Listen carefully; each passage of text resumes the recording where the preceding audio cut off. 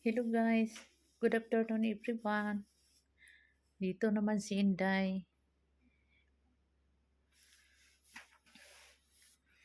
Dami kong plansahin guys. Oh, ito plansahin ko. Ito guys. Ito. Ang dami guys. Hindi ko alam kung paano tutupusin. Pero kailangan guys na lumaban lang. Laban lang sa hamon ng buhay.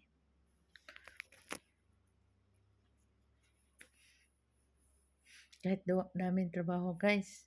Sa umaga, punta sa garden. Magdilig sa bulaklak. Pagkatapos magmap. Tapos punta na naman sa CR. Pagkatapos mabalansa. Pagkatapos malansa, punta naman kusina. Maggawa naman ng pagkain, mag-prepare ng pagkain. Yung amo ko guys, naku, bumaba lang kumakain ng walang paki sa mundo yan.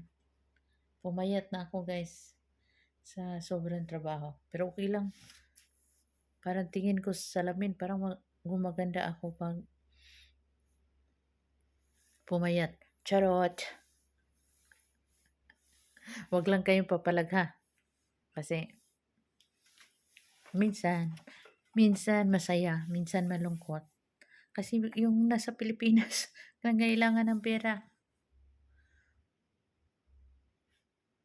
Tapos, minsan lang mangumusta. Akala nila pinupulot ko yung pera dito.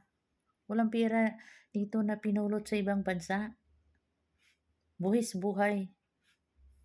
Gutom, pagod. Pero kakayanin.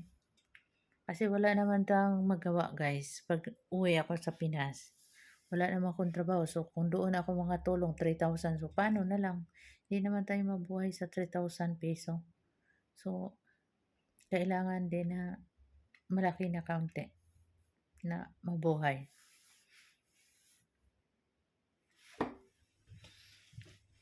Sabi namang ibang lahi guys, ilang taon na daw ako. Sabi ko na 50 years old na. This coming November. Sabi nila, bakit yung face mo? Anong secret? So sabi ko naman sa kanila na, kasi lagi lang ako naka-smile. Yan ang secret ko. Kahit may problema ako, idaan ko na lang sa smile. Ayaw ko na kasimangot. Kasi pag palagi kang galit guys, reflection sa mukha mo. Madali ka tumanda. So itawa mo na lang kung anong problema mo. Wala namang problema na hindi masolusyonan, di ba? So kailangan lang lumaban. Kahit may problema guys, nako. Tignan niyo yung katawan ko guys. Parang walang problema oh. Yung mukha blooming pa. Mahirap guys na lagi ka nasa kasimangot, lagi kang galit. Yung trabaho mo palpak. So mahirap naman na palpak yung trabaho mo tapos pagalitan ka. So kailangan kong makuha kong 100% araw-araw na masaya sila. Kasi hindi naman biro na magsahod sila na yung trabaho ko hindi maganda, di ba? Pasalamat lang ako kay God na binigyan ako ng amo na mabait. Yun lang pasalamat ko sa nila na parang tinuturing nila ako na pamilya na. Kasi ilang years na ako sa kanila. Imagine niyo guys, 2003 pa hanggang ngayon dito pa ako sa kanila. Pero minsan guys, yung asawa niya siguro parang hindi ko alam, magalit lang na walang dahilan. So, minsan sagutin ko, mapuno ako, sagutin ko talaga. Kasi hirap ang mga OFW, nagtrabaho ka, todo ka ng trabaho, tapos yung isip mo nahati sa trabaho sa Pilipinas. So, hindi ko alam guys, hindi ko alam kung yung ibang dito sa ibang bansa, kung katulad ba sa akin na nag-isip sa Pilipinas na ano na kayang nangyari sa Pilipinas, sa pamilya ko, sa mga kapatid ko. Hirap pala guys na wala ka ng mama. So, kung anong problema ko, dati, tumawag ako kay mama, mama, anong gawin ko, ganito, ganoon.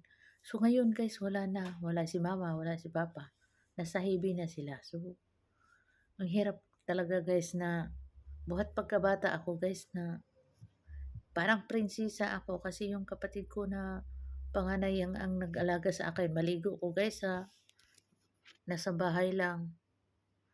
Mag-aral ako, may nagbantay sa akin, kapatid ko na babae. So, magpunta ako ng kahit grade 6 na ko guys, ibang magdala sa bag ko yung kapatid ko.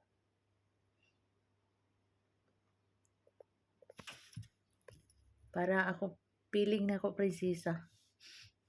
So, sabi pa sa papa ko, kailangan magtapos ka ng pag-aaral para magandang kinabukasan mo.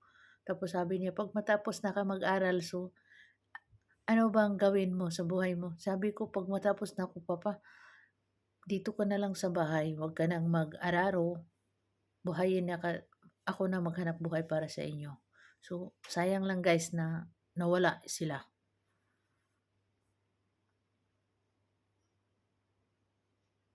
Hindi ako nakabawi sa kanila. Hindi, pero kahit hindi ako nakabawi sa kanila guys, so feeling ko na lagi silang naggabay sa akin. Hindi ako nila pinapabayaan. Sa bumagsak ako sobrang pagkabagsak ko. So, feel ko na unti-unti ako nakabangon. Yun lang masasabi ko guys. God bless. God bless you all guys. And see you my next live.